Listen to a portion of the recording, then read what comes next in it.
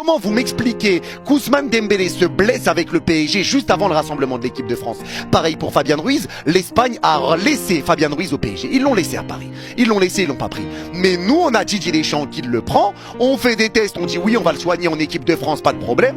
Il est de retour de blessure, il a fait un entraînement, un petit entraînement. Il y a Doué qui se blesse et tu fais rentrer Ousmane Dembélé à la mi-temps alors que tu as d'autres solutions sur le banc, il y a d'autres possibilités. Il y avait du monde sur le banc, mais tu fais rentrer Dembélé déjà à droite, un poste qui n'est plus le sien parce que Dembélé joue numéro 9, alors que tu as Akliouche par exemple qui peut jouer à droite, qui joue à droite et qui aurait clairement fait l'affaire. Tu menais 1-0 à la mi-temps. Tu as besoin de Dembélé pour remporter ce match? Bonsoir non.